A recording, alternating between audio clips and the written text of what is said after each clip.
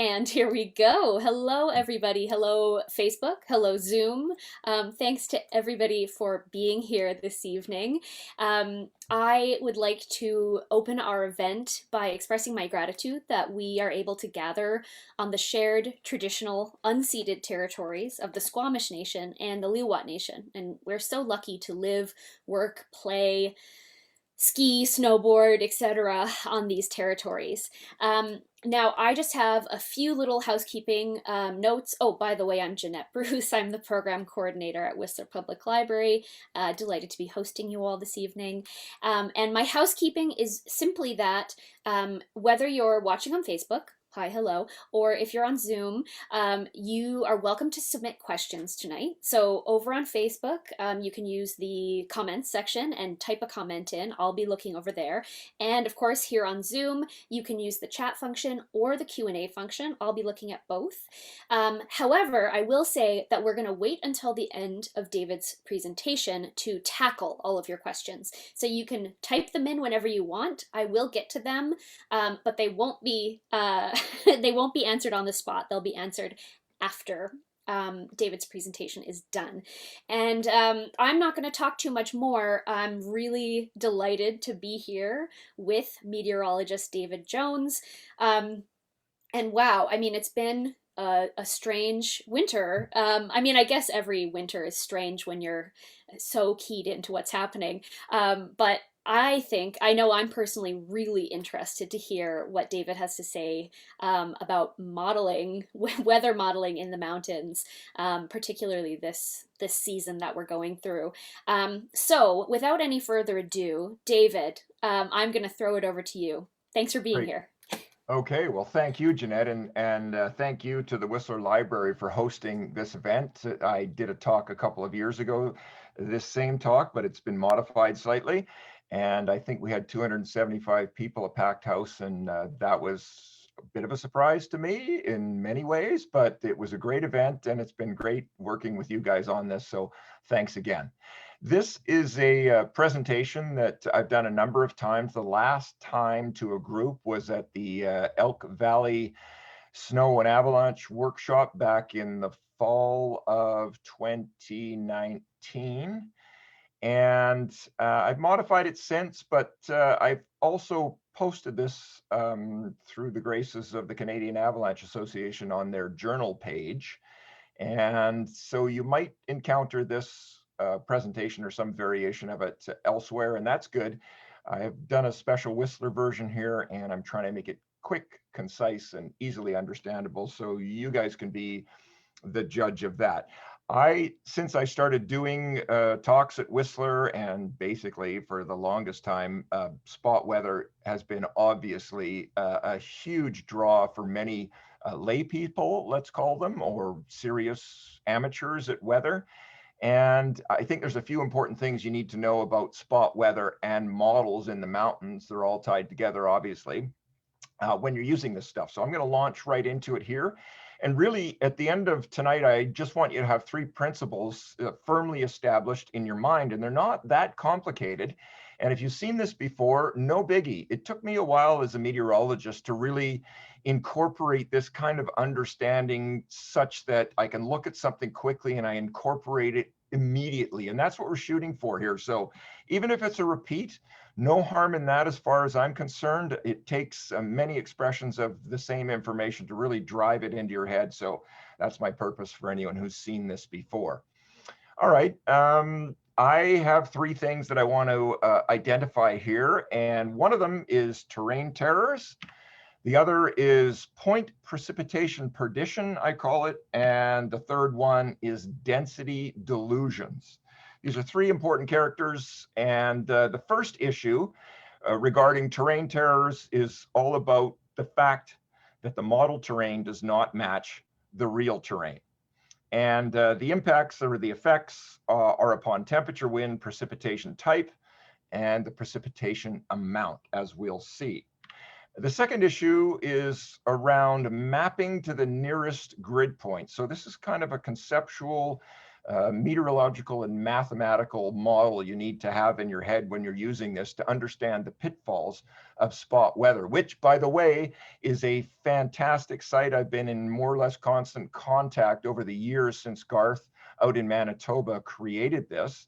And he's on our side in this whole thing, I can tell you that. He's also just recently made some changes that have made my life a lot easier. And basically, I asked him about a couple things, and he said he was updating spot weather soon in a couple of months. And I said, okay, Garth, don't worry about it. Just do it in a couple of months. And sure enough, he called me the next day or texted me the next day, said, yeah, I made that one change already, and I'll probably have the other one done by tomorrow. So that's the kind of guy Garth is. So I'm encouraging everyone to support him on the spot weather website. There is a donate button, and get on it if you can, because this is valuable stuff. All right.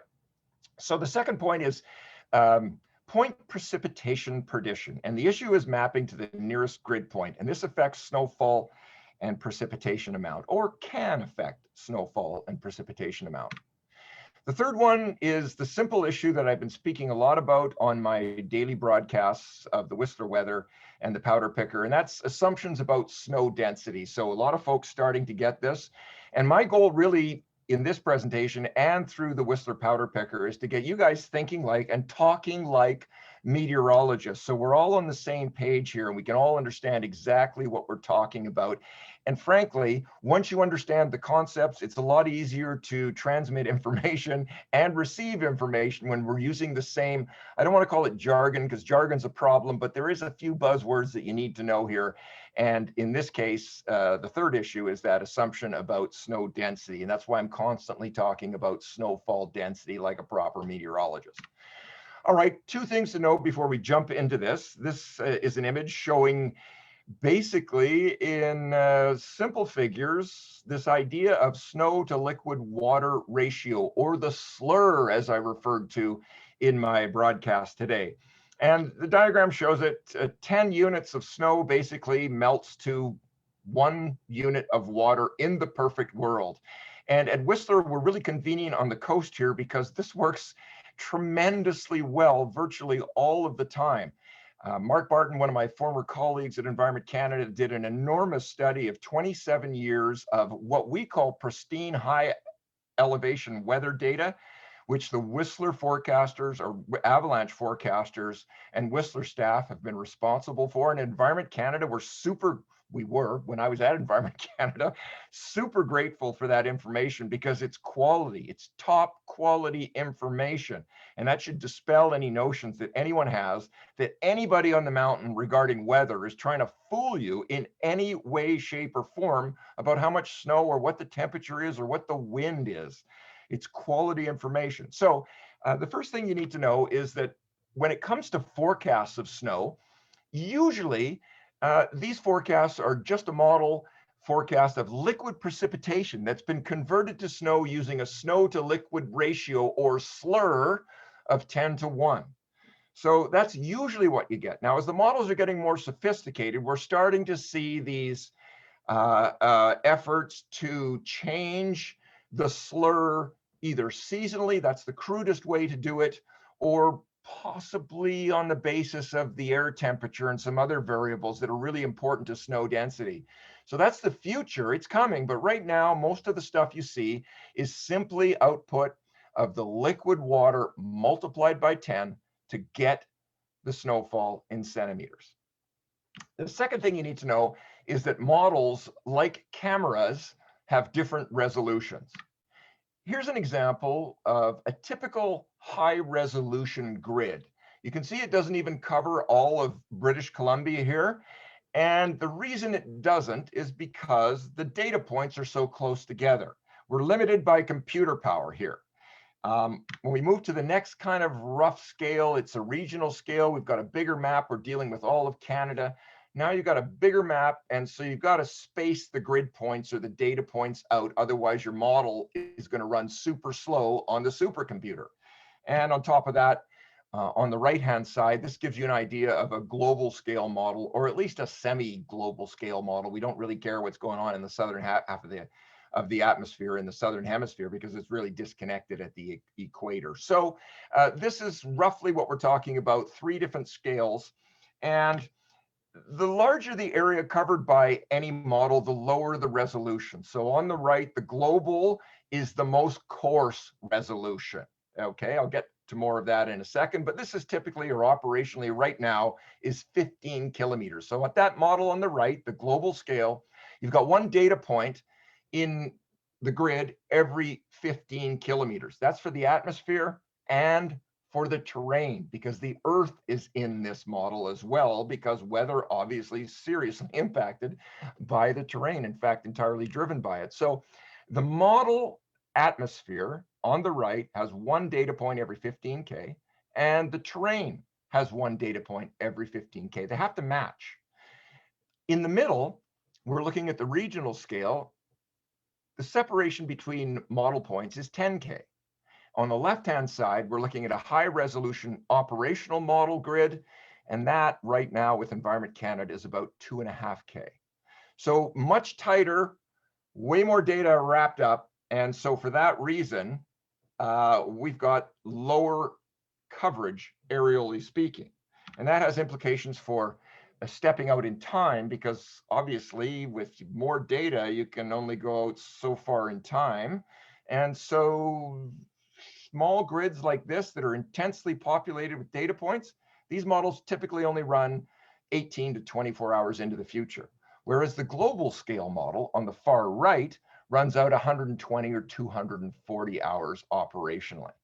So your long range forecasts that you see at Environment Canada, they're all coming off of automated processes fed by the global model, and maybe at times an ensemble, but doesn't matter. Let's call it the global model, okay? So the smaller the area, the shorter the forecast.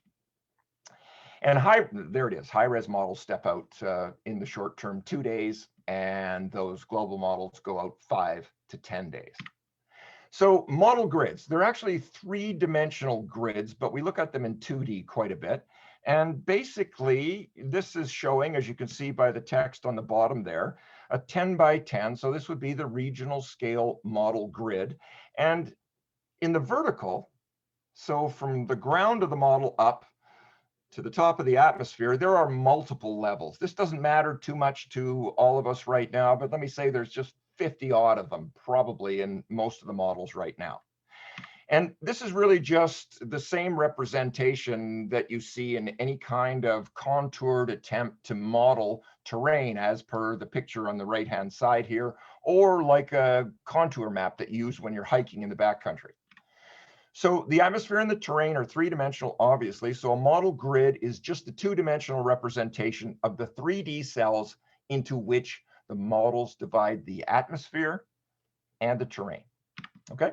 So this is a look at the real terrain. If you're really sharp, you're recognizing Whistler somehow in here. I managed to keep any points of reference, but the big W in the blue triangle, that's Whistler, and this is off some super high scale map showing the contours at probably every 100 feet or something like that, or 30 meters, I don't know. In any case, this is what the terrain looks like on the high resolution model that's operational for Environment Canada. So I've highlighted in green here around Whistler where the model terrain is actually above 2,000 meters. And it's only in select locations, as you can see. And when we go to the next scale of model, the regional size, I've highlighted the terrain in the model around Whistler or due south of it. That's Cheakamus Lake right there below the W, by the way. 1,500 meters, I've highlighted in yellow and black.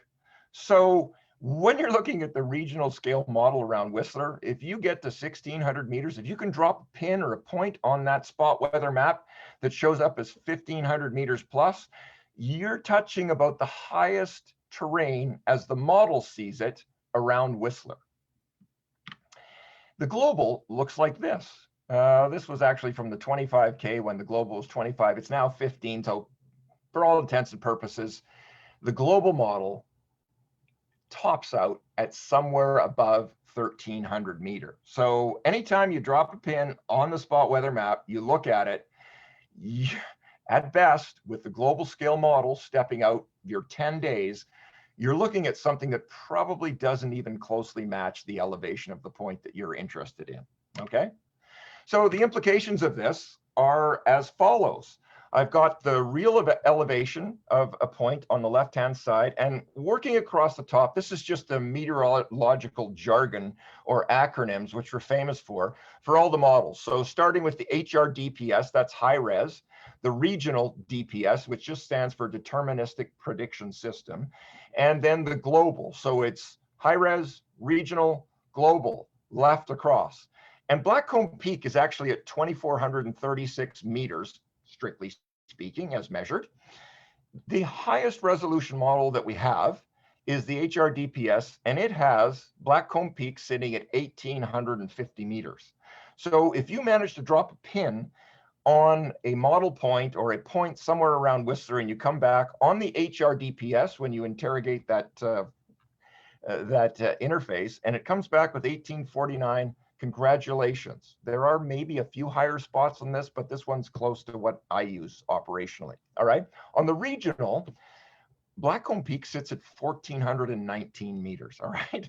So that's fully 1,000 meters below where it actually is in real life. And the global, as you can imagine, is even lower at 1,356 meters. So that's the peaks. When you're looking at modeling of the atmosphere and the terrain, we squish the peaks down. On the other hand, when you're in complicated terrain, like the mountains of BC, anywhere, the opposite impact occurs in the valley bottoms. So we raise the valley bottoms up, and that's no more apparent than at Squamish Airport, which sits at 52 meters inland north of the city or the town of Squamish. And the highest resolution model has that airport sitting at 265 meters. So, that's a good 600 feet difference in elevation. So lots of times the rain snow condition, when the temperature's hovering around zero, that's why it's tricky, okay? So the regional has the Squamish Airport at 763 meters. So when you stick your pin in the regional model map, or you stick the pin in the spot weather map, and then you go to the regional model to interrogate it, what you're seeing when you look at the temperature there is the temperature at 763 meters, not down in the valley, okay? And likewise, the global, as you can imagine, pumps it even higher at 878 meters. So we've got this squishing and this raising of the peaks first, and then the valleys that makes things complicated. Keep that in mind. All right, that's key point number one, and we'll take questions at the end because this is a bit hard to manage, I know. As I said, it took me a while to get this as a functional operating meteorologist. Point precipitation prediction is something that arises as a function of looking at grids, which is all the model is, and then attaching your spot to the nearest model grid. There's some consequences of that. So when you click on the spot weather map, you drop your pin, and then you go to interrogate any one of the models that's listed there. What the model does is connect you to the nearest model grid point. So you're not even actually where you think you are, strictly speaking, when you drop that pin, because it's unlikely that you've dropped yourself right on the model grid point. And spot weather is just going to say, okay, anything in this area is going to get mapped over there. All right. So I want you to consider how reliable a point forecast for precipitation is, given the following scenarios. I'm going to drop some precipitation in green on here and show you the amounts in black text. So here we go. Consider these outcomes of a model forecast. Oh, sorry. We're going to just say this is the high res grid spacing of 2.5. So the model points are 2.5K apart. All right. So here's a model solution, the forecast for some 12-hour, 10-hour, 3-hour time period where this rainfall, the precipitation, the liquid water showed up like this pattern shows. All right. So Whistler, properly speaking, is right within the rain band, but the model point that it's mapped to has just zipped you out of there. So when you click on that Whistler point, you're remapped to that model point that says dry as a bone. But very close to you, there's some rain happening, or there was some rain. All right. Likewise for this. So the pattern of precipitation can be all around your particular point that you've been driven to, and you might be misled. Okay. So here's a really extreme example, but imagine there's a gradient in the precipitation from 10 all the way up to 40. And the track of the storm ends up depositing the precip in this particular pattern. And so you drop your pin and go, oh yeah, I'm going away. It's not going to rain. It's not going to snow. But because of some freak of nature, the storm has delivered a super great, super strong gradient in the precip right next to Whistler. And Whistler's in it under that blue triangle, but your model point is not. So this is why you need a spatial representation of the precip in addition to the spot representation or the spot forecast. And, I could go even further into the details. Think about the complication of the terrain not matching the real terrain. The real terrain drives what actually happens. So not only that, you've got this further complication of the terrain not really matching, and that's going to impact the precipitation in a huge way. So it's complicated. But all you need to know is that what you want to do is have a spatial representation in addition to your point forecast, and you're good. And I'll demonstrate that here in a second. And by the way, Garth has long had plans for spot weather to spit out a map to give you just this spatial representation, because it's critical. Otherwise, you can get seriously burned, especially if you're a fire weather forecaster, okay? You want to know where the rain is likely to get or what the risk is that it won't get there. So here's a good example of how I use the spatial representation. And one of the reasons I've tried to cut out single integer numbers in the powder picker is because they're misleading. And you see this on television weather all the time. People are setting up graphics that are spitting out precise numbers for precipitation. Rain is never that precise. And snow, for sure as shit, is not precise at all. If you look at the Cascades forecast for the Americans down in the US, it's not uncommon to see them forecast 3 to 6 feet of snow. There's a reason for that, because snow varies like crazy, all right? So just be skeptical when anyone presents you with precipitation information that's down to a single integer. It's implying precision that's just not there, okay? So that's a challenge. Here's the point forecast for Latin Peak, which is just north of Bella Coola. And this was at some warm time of the year. The blue line and the blue all represents rainfall in 3-hour chunks. The line is the accumulated. So roughly speaking, what we're looking at here is this little period of several hours of rain results in about 6 millimeters of precipitation for Latin Peak. Now, let's consider it wintertime, and we've got a forecast of 6 millimeters of precipitation, okay? Here's the spatial representation of that same forecast. Now, this was actually in June, but let's just imagine this is the winter. You can have really cold Junes too. So this happens all the time. Latin Peak is right in there, okay? Just north of Bella Coola. And if you squint, you can see that it's roughly into, I don't know, 2 or 3 shades of green. It's away from the dark green. And there's some yellow, the infamous yellow that I refer to all the time on the maps, is north of Latin Peak and also towards Bella Coola, just under the L's, there's some yellow.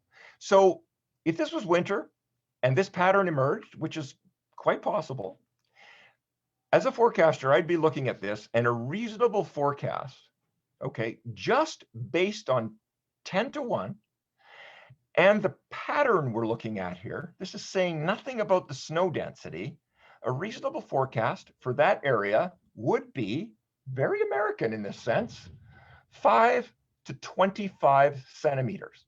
Okay, so we don't know the model's going to handle the storm perfectly. So some of that yellow may bleed over into Latin Peak. We don't know that.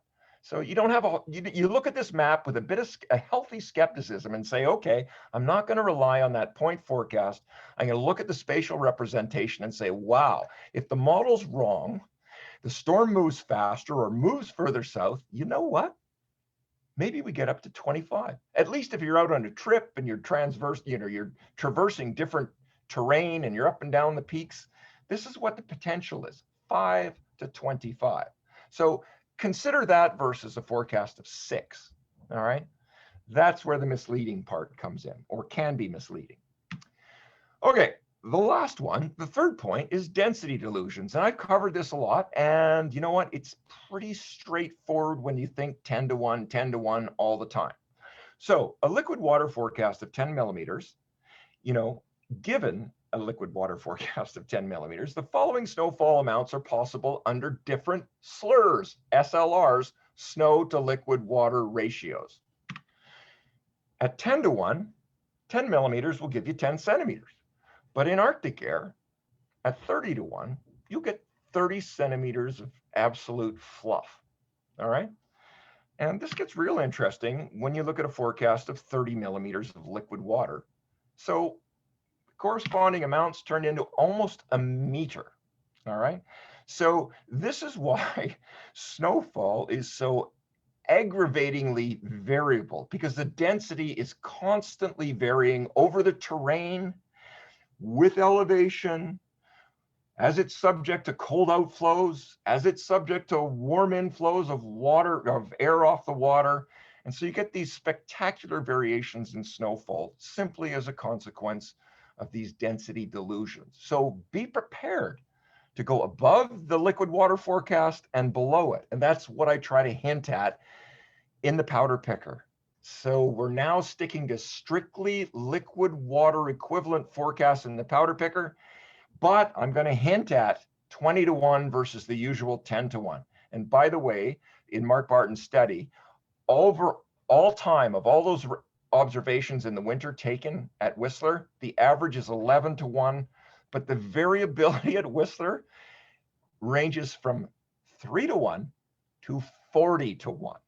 Okay, now when you're at 40 to 1, I'm not even sure you can ski that, because you're probably just going right through it and feeling the crust on the bottom of it, no matter how deep it is. Okay, 40 to 1 is probably actually not fun to ski. It's a rare event, believe me, but 10 to 1's the usual here.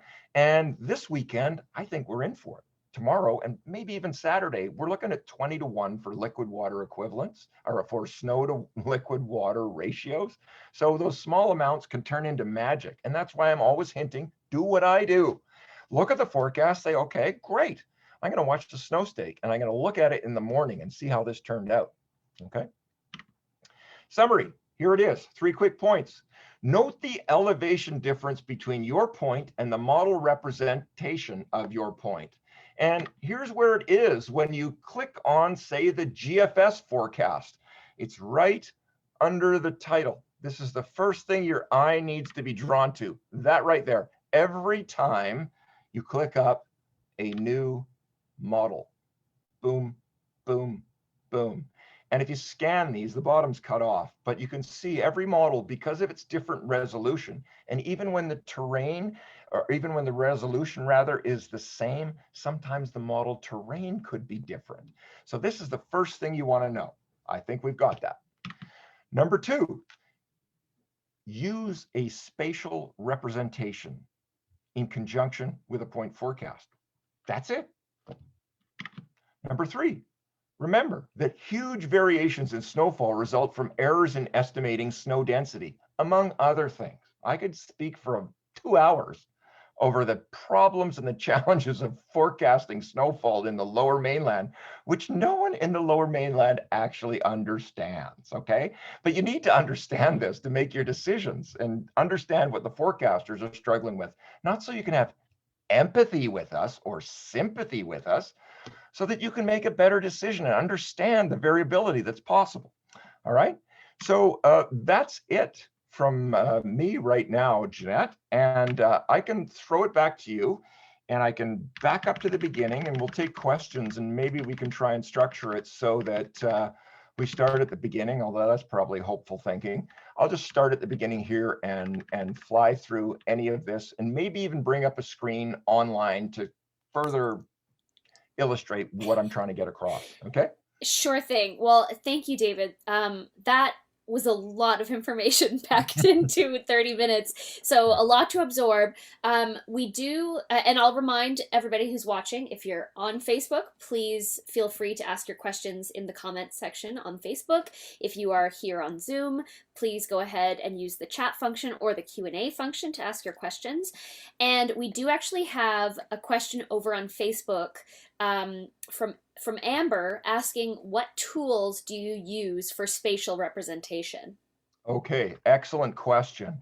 So I used an example uh, that came directly from the avalanchecanada.ca/weather site.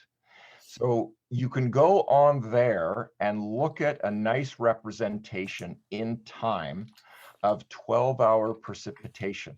So you can go to that site and go to the right-hand frame, and you'll see a list of precipitation, winds, temperatures, bounce around the site.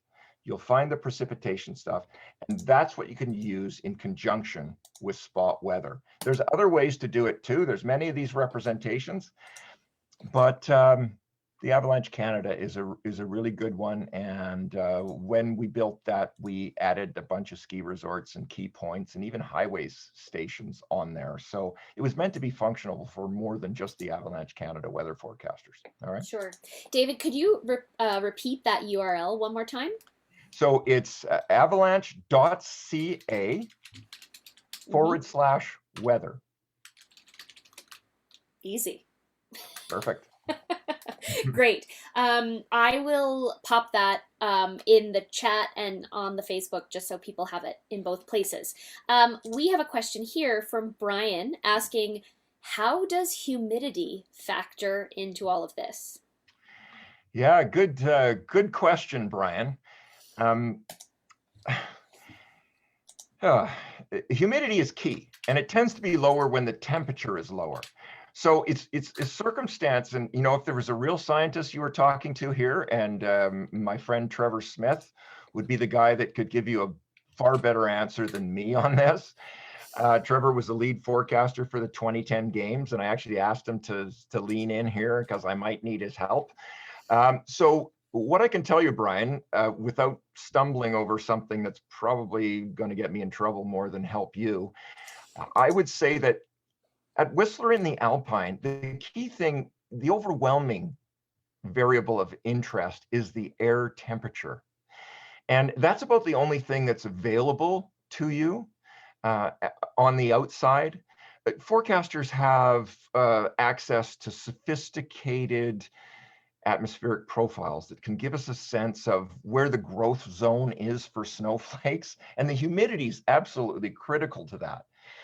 But for practical, quick, and dirty purposes, we can probably get away with just saying, look, if the air temperature is -4, the snow's going to be light. All right. For the time being, I hope that's satisfied, and I will look into that more and maybe add that to one of my posts because it's a really, really good question. We have another great question over on Facebook. Oh, before I ask this question, we have a viewer on Facebook who mentions that the University of Washington has good spatial model representations as well. Absolutely. So thank you, friend, for mentioning that. Yeah. Now any comments on that? No, I was just going to add that, and go to the UW for your climate change information too. Cliff Mass. I've had lots of comments about, the stuff I mentioned about climate change all the time. And just go to Cliff Mass and read his blog, type in climate change, read his stuff. The University of Washington is one of the most prestigious university departments in the United States, which tends to have some of the best meteorologist departments or meteorology departments in the world. So just go to Cliff. Roger that.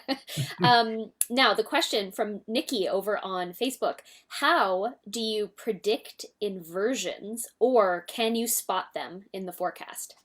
Yes. Well, the situation we just came out of is one of the easiest, although this is not quite going that way, which is a good thing because if we had been overrun, that Arctic air that I talked about today in the post that's stuck in the valley right now, if we'd been overrun by a southwest flow or a southerly flow, which would push warm air in over top, it comes in out ahead of the front at the surface.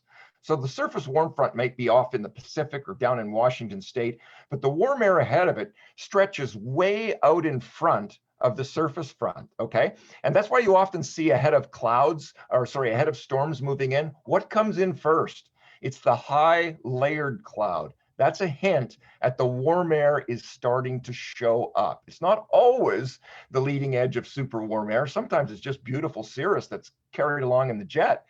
But often, if you know a storm's coming, then that's the first sign of it. So when we come out of Arctic air being super cold and dense, stuck in the Whistler Valley, and we're overrun with southwest flow and the warm air comes in, that one's easy to spot well in advance. All right, because the cold air is not going anywhere until it gets a strong flush. The warm air is coming in over top, so you can literally watch the temperature come up first at peak in Horseman Hut, then it'll come up at the ridge, and then it'll come up, down at the stake, and eventually lower and lower and lower, and it won't flush the valley for a long time. So there's other circumstances too where a ridge comes in after the Arctic air is stuck in the valley. A ridge comes in from the west.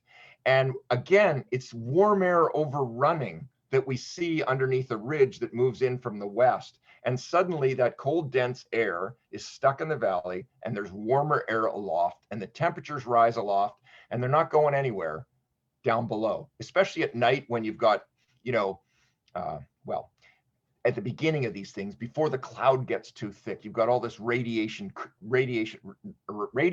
cooling that's dropping the temperature at ground level. All right. Very good, very good. We have a very intelligent question over here on Zoom. I don't even know if I'm going to Uh-oh. understand it as I'm asking it, but I'm going to try. Okay. So, one of our friends here on Zoom is asking, assuming that your graphics were based on the HRDPS, Yep. is it fair to say that these conditions from which snowfall is derived will be somewhat dependent on the boundary conditions around the high resolution model? And how are these boundary conditions derived? Okay. So read that to me again. Let me give me a Yeah, second to think sure. about how I'm We'll approaching parse it here. it. Yep. Okay, so assuming that your graphics were based on the HRDPS, Yep. is it fair to say that the conditions from which snowfall is derived will be somewhat dependent on the boundary conditions around the high resolution model? And Sure. how are the boundary conditions derived? Okay. Uh, the boundary layer, which is roughly, the lowest 4,000 or 5,000 feet of the atmosphere, is where all the action is. That's where what we call the sensible weather occurs. We live in the boundary layer on the bottom of it. So that's where the weather is most important. But it's also where the weather is most complex because you've got this interaction of the earth, which absorbs heat and radiates heat and has watery surfaces on it and retains water in fields. And it's a source of moisture and heat and all manner of different types of energy. So absolutely dependent on the boundary conditions. And the model can only do as good as the model can do on the boundary conditions. So it's completely dependent upon the modeling as the boundary, the modeling of the boundary layer as the model sees it. So imagine the circumstance today compared to when I started as a forecaster in 1985. Back then, with limited computing power, the only models we had, and Canada maybe had one of them, maybe two, the US had one or two, they had resolutions of 200 kilometers. So there was one data point every 200K. And if that's all you've got to depict the mountains, There's no way that you can replicate the boundary conditions. And in some sense, this, was actually good for forecasters because the old boys really had to know their stuff because the models were so helpless. So their pattern recognition was absolutely amazing. The guys I started working with back then, they were old pros, and God knows where they got this. It was just rote experience watching the weather over and over and over again because they couldn't rely on the models. So what's happened, as a consequence of this higher resolution modeling, is forecasters are losing their skill because we're relying on the models so much now, and some entirely. And it's a real challenge to not go whole hog on the model output and try and understand the processes that are driving the weather. And that's the trick. And believe me, it's a struggle in the weather office amongst forecasters. It's a matter of time. It's a matter of inclination. It's a matter of passion. How much do you want to try and understand things? Or, you know what, can you get away with just going with the model? So absolutely critical. And so the HRDPS does wonderful things in modeling the terrain compared to the 200K model, obviously. So, we've got some gains, we've got some losses, but things are getting better and better. For the Olympics, there was a trial run of a 100-meter resolution model around the ski jump and the Callahan Valley. So that's the way things are going. The models are getting better and better, and us forecasters kind of getting pushed out of the picture slowly, but the good ones will persist. I hope that answered that question. We have another question over on Facebook from Paige. Paige asks, do you have specific reference points you typically use on spot weather in the Whistler area, or do you click around looking for something with high elevation? You know what? I bounced around trying to figure out uh, where the highest point was in the vicinity of Whistler, and I came up with Blackcomb Peak. So if you type Blackcomb Peak into spot weather, I think it'll give you the point that I use that puts Blackcomb Peak at 1,850 meters. You can go back, the images that I showed you, let's go to them, of the model terrain. This is what you're dealing with and what you're actually trying to do when you're dropping your pins. So when you've got the global model to look at, this is what you're doing. You're trying to drop your pin somewhere in the red so that it roughly represents at least the elevation of Whistler. The terrain's not going to match in the global. And on the regional, you're trying to shoot for this area with your pins. Okay, do you see that is to the west and south of Cheakamus Lake. So it's not like where the real peaks are, but this is where the model sees it. So if you want to find something that's representative, you've got to poke around in here and find something that roughly matches your elevation. I just use Blackcomb Peak as mapped by spot weather and the underlying mapping program. Likewise here, you can see how it gets tough north of Whistler up at I think that's Wedge Mountain that shows up as the green area, which is not really the proper terrain for Wedge, but it's the biggest terrain you've got out there. And you can actually see the gap between, I think, Whistler Mountain and, it's either Wedge or the Spearhead, or maybe that's even Blackcomb. That might even be Blackcomb Peak right in the middle of that bigger green blob. So that's what you're doing effectively. Okay. Awesome. We have another question here on Zoom that might be. I don't understand this one, but I hope you do, Dave. I hope so too. It just says, share with us a little insight on the Super Dave ensemble. Okay. You know what? I can do that. If you just give Okay, me a second here, I'm gonna shut down this show I'm and deeply bring it up. intrigued. The Super Dave ensemble is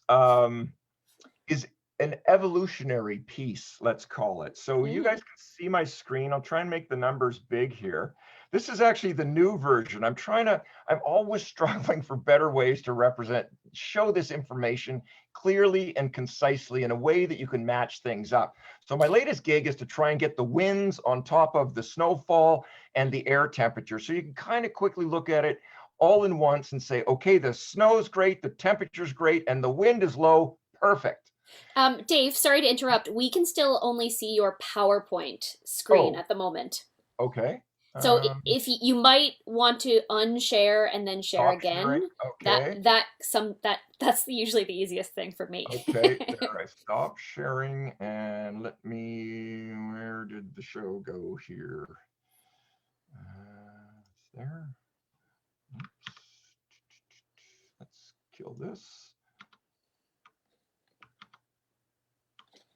Oh, okay, share my screen. And that one. There we go. Okay, I got it. All right, you can see that now? Yes, absolutely. Okay, so here's the new version that I've been working furiously on in the last couple of days. It's kind of the same format, and I'll decode it for you because you guys are interested in this. So here's the dates across the top. I'm just going to go out 7 days because you know what? 8 days is too many numbers and they're not that reliable. So I'm just going to 7. I hope you don't mind. I'll take feedback on that. If you want the 8 day, I'll bring it back. But you know what? So I've got the temperature maximum across the top, and I use the temperature maximum because that's all that matters. When it comes to warming, it's the warmest temperature, or rather the warmest air that I want to know about. Okay, that affects the quality of the snow. So we've got the temperature maximum, the minimum, the average, and the max here. And down below is where I manually enter all of this stuff. And that's why we've got a data scientist involved now. So we can speed this up and spread this magical thing to many points across the province. So the decode on the bottom is code on the left-hand side for all the model names. So that's high resolution, regional, North American, that's a US model. Short range ensemble forecast, that's American. GFS, Global Forecast System, that's American. And then global, GLO, that's Canadian. So notice that I'm pulling all of this off spot weather. So I just go in, interrogate, and download the graphs, or sorry, the data there, and then plunk it into various places, and it shows up here. All right. Down below in blue is some information that I pull off Windy, because Windy brings in a few other models of interest. And so this one, the first one, ECM, stands for European, ECMWF, the longer version. Icon's a new model, a German model that Windy has just brought in. And Meteo Blue is, I believe, originally a French model, and it seems to do really well. I've really grown a liking for this Meteo Blue last year and this year. So those are all the models that I bring data in, and you can see I'm showing the total snowfall forecast here for the first 24-hour period. Next column, the next 24-hour period, so 24 to 48. The next column, 48, no, sorry, yes, 48 to, see, I can't do math, 48 to 72, okay? And then the black stuff is where the model stops. These are short range models. And by the time we get to day 4 here, all we've got left are these 5 models down here. So that's what the black is. So I don't enter bad data or someone else's data mistakenly. And then by the time we get to day 5, you can see I'm only dealing with 2 different models. And you can also tell by the numbers, I was rounding them off and rounding down because the models tend to over forecast precip all the time. But I'm finding that a bit problematic. And I'm curious to see if I introduce this with these, what I just told you I didn't like to do, show integers that imply precision. It's actually a lot simpler and is less confusing to both me and maybe to you guys. So this is the idea. I do some simple math on the first ones, the first 2 days. Actually, the first 3 days, I throw out the high, I throw out the low, and I calculate the average based on the remaining models. By the time I get to day 5 here, I'm just calculating an average based on all 5, because you've only got 5 models. You throw out the high and you throw out the low. I don't know. A proper mathematician could tell me if this was an appropriate way to do this. And then, I've only got 2 models after. I used to have a 3rd model in the long range, but access to that just got cut off for me. So I'm down to 2 now. And that's basically it. That's all I'm doing, but I'm messing with these models quite a bit. And so, for example, the GFS that I'm always harping on about over forecasting, which, by the way, was the source of the rumors a couple of years ago at Whistler, whereby some people thought the forecasters or the avalanche forecasters or the mountain itself was trying to cheat on you. And really, it was just a serious coincidence that for 3 weeks in a row, the GFS kept bringing in a major storm towards Friday. And that's what happened. But the trend of the GFS is to always forecast too much precip in the long run. And as we get closer to Friday, 3 weeks in a row, the mounts kept dropping. And it was really just an artifact of the model, had nothing to do with anyone trying to cheat anybody. But that's how rumors get started. So for that reason, down here, I've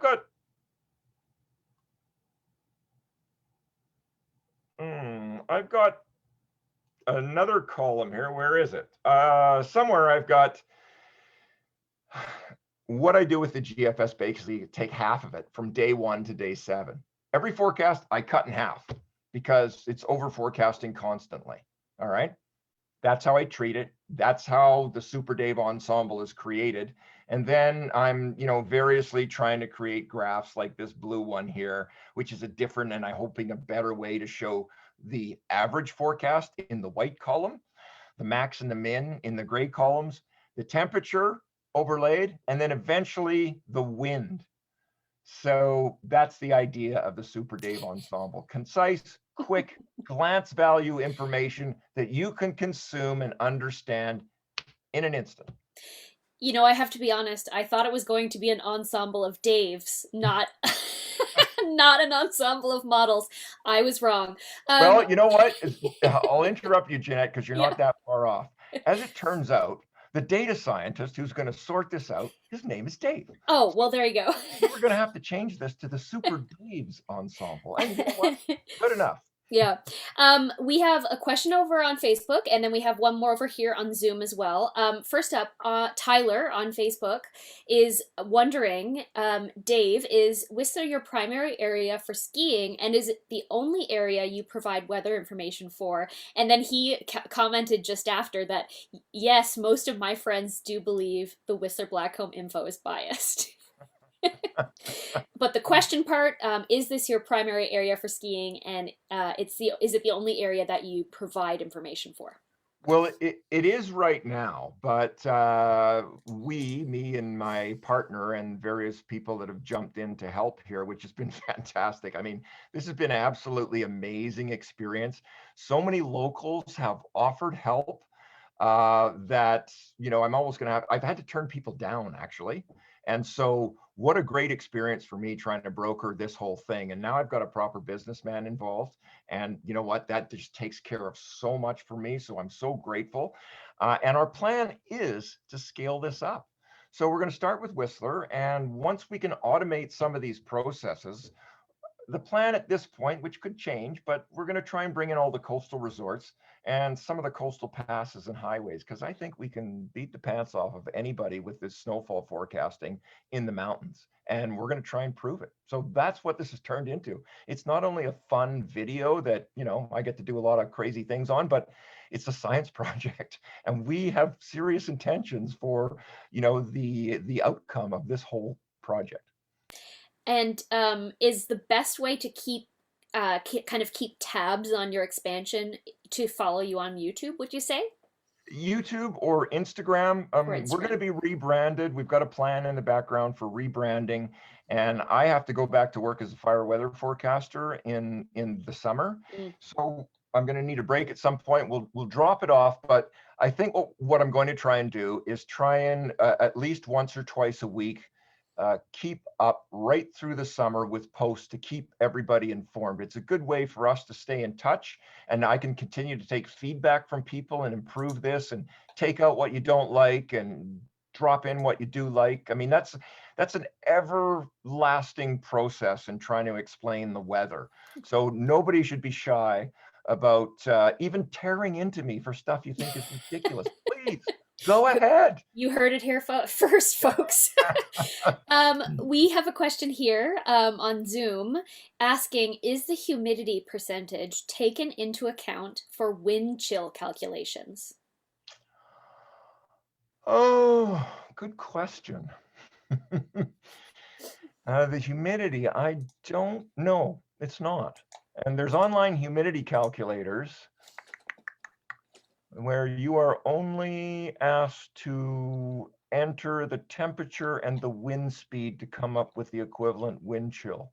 And there's a couple of different formulations of that. I think there's been efforts. Now you're stretching my brain. I think there have been efforts to try and incorporate that and also incorporate sun impacts. Like there are very sophisticated ways to try and do this. But for the time being, functionally, I think practically speaking, it's strictly the temperature and the wind speed. Very good. We have a question here asking your opinion. What do you think of the forecasts put out by yr.no? Do you know that forecasting site? Oh, www.yr.no. is that Norwegian? I think so. I think that's what the Yeah, NO. it's vaguely familiar to me, and so I can't really say I've followed it, And uh, I say that because we should all be cautious about, about cherry picking our results when it comes to weather. This is a trap that people fall into all the time. And as forecasters doing this every day, making predictions about the future, all we care about is the big numbers, the database that proves our little theories and our little inclinations, and maybe even our good intentions, dead wrong.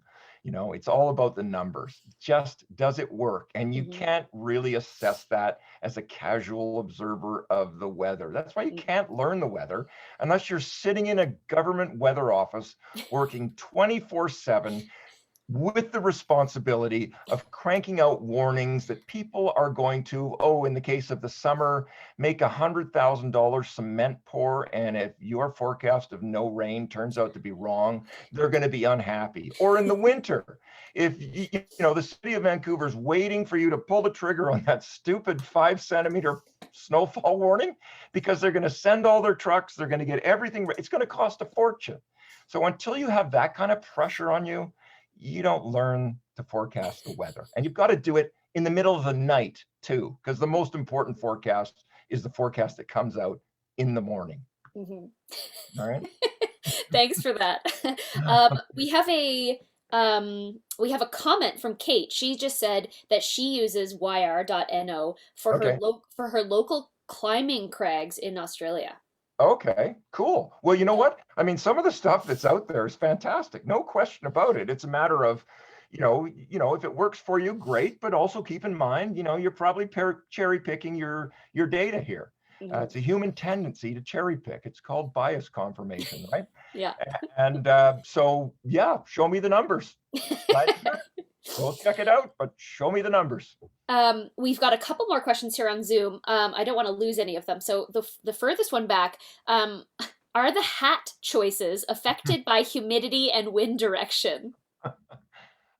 Mostly by, well, no, I won't say that. Yeah, the hats thing is kind of a gag left over from TV, but it actually, like everything I try and do, it has some purpose. When I Mm, take my hat off and the light shines on my forehead, doesn't look good. It's kind of blinding. So, it's fun, but it also has a function. mm, That's the whole weather picker, the powder mm. picker. It's fun, but it has a purpose. And that's indeed the best type of fashion as well. Fun and Absolutely. functional. Next question up. Zuzu says, "Thank you, Dave, for doing this amazing clinic." She says, "You've mentioned Windy, which is an Yep. app I use for my forecast, mostly for Duffy area backcountry. I Yep. look at visibility and cloud elevation features. Uh-huh. Regarding the grid data you've provided, how accurate can this be depending on the models?" Yeah, I don't know, like I love it. I mean, Windy, it's such a sexy, great, fast depiction of everything you want to know. And as you've probably heard me say, I'll go sidebar here for a second. The federal government's spending millions of dollars trying to replicate what Windy already does, and it does it on your phone. It's crazy. So yeah, I mean, your own experience there is super valuable. Anyone with local experience following the weather probably knows more about the local weather than I do, or a meteorologist does. So don't discount your own. As much as I'm being skeptical, don't discount your own experience. If you're a keener and you're watching it, there's some value there. And so I couldn't really assess that, partly because I don't even know what the model resolutions are of the model data that I'm pulling from Windy. I get it on spot weather, but I don't even know what the resolution of the Meteo Blue model is. It said it's built for the mountains. Okay, I don't know. Is it 4K? Is it 2.5K? I don't even know, but I am impressed with it. So that's the precip part of it, which is really the only thing I look at and the only thing I could have a comment on. So, if it works at Whistler for Blackcomb Peak, I'm guessing a little bit further north, it would make sense, but it's not proof of, performance. It probably works pretty good up there too. We have a more of a comment here on Zoom. One of our attendees is saying they've skied Whistler for 40 years, and the higher the humidity, the colder it feels to them. And then they said, "You're doing a great job." Oh, thank you. Well, there is something to that with humidity because, during the summer when the air is dry, we know Kamloops can be quite hot and comfortable. But there are times on the South Coast when it's not nearly as hot as it is in Kamloops, and the humidity is high and it's very uncomfortable. So part of the physical process there is that when you breathe in unsaturated air. So let me get this right. So when you breathe out, you're effectively breathing out saturated air. Okay, right? So it takes heat from your body to saturate that air. So I breathe in dry air and I breathe out, and I've just removed some heat from my body in the process of saturating that air and expelling it. But when the air is moist, okay, and you breathe in moist air, it takes less energy to saturate the air. So when you breathe out, you're breathing out saturated air, but you're not losing as much heat because it didn't take as much effort on your body's part to saturate that air. I think I got that right. I mean, it sounds good to me. Yeah, yeah. The same would apply for that, the temperature. If I think the same would apply, or maybe it's reversed. I don't know. Let me think about that. In cold Sure. conditions. Okay. Well, I think we've tackled every question that has come in already. I will do a last call out. Oh, yeah, we got a couple more. We have one here. A question from Kate asking, is the Windy app you're talking about a blue icon or a red icon? It looks like there are, I guess, two in her app store. Do you know off the top of your Uh, head? it's windy.com. So what color is it? I think it's red. Yeah, it's red. Okay, Windy.com. That's the okay, one. great. So as long as she's going for that one. Yeah, yeah. I like it. Okay, perfect. Um, I will do a last call out. Hello over on Facebook. Still lots of people watching over there. Any last questions you have, you can type them in now or forever hold your peace. Same thing here on Zoom. You can type in any last questions now. I actually have a question about something you just casually mentioned, that you do fire forecasting Yes. in the summer. I would be very curious to hear more about that. Is that something that you would be interested in doing a talk about? Not to put you on Uh, the spot. well, that's another game that I'm in, but I'm not honestly a real good fire weather forecaster.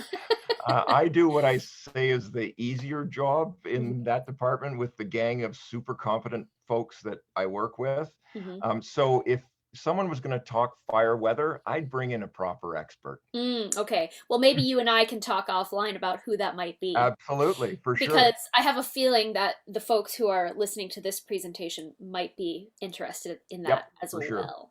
Yep, we could do that. And I know lots of them. This is a good inside track to all the experts. I am not the expert, but I know who the experts are.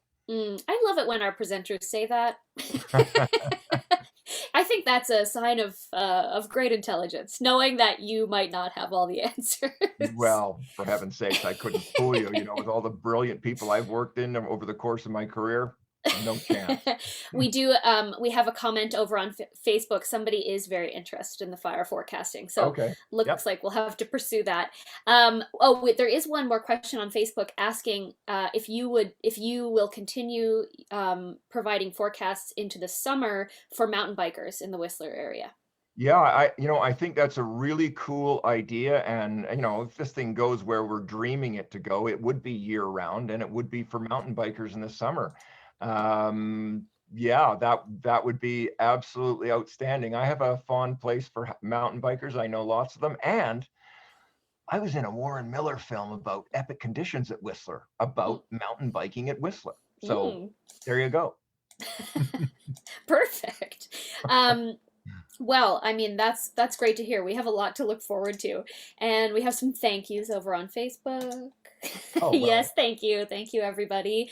I think if there are no more questions rolling in, I will mention to everybody that this talk is being recorded on Facebook, and so you'll be able to find the recording on the library Facebook page, and we'll also upload it to our YouTube page, and I believe Dave is also going to upload it to his channel as well, or he'll be posting in some places. So you'll be able to watch this again, share it with friends, reference it. yep. So it'll be out there for you to enjoy again and again. Yes, Um, and Jeanette, yes, and then you let them know that I'm going to edit it. I'm going to mm. edit out all my stumbles. Yes, it's going to be so smooth. 90 takes later, yeah. So I'm going to shorten it and edit it, and maybe we can even have some fun with that too. Cool. Yeah, maybe we'll see some clips on Instagram, something like that. Sure. Cool. Okay, amazing. Well, I am going to say a thank you to our friends over on Facebook, and I am going to end our live stream over there. So thank you, everybody who has been watching on Facebook, and good night to you.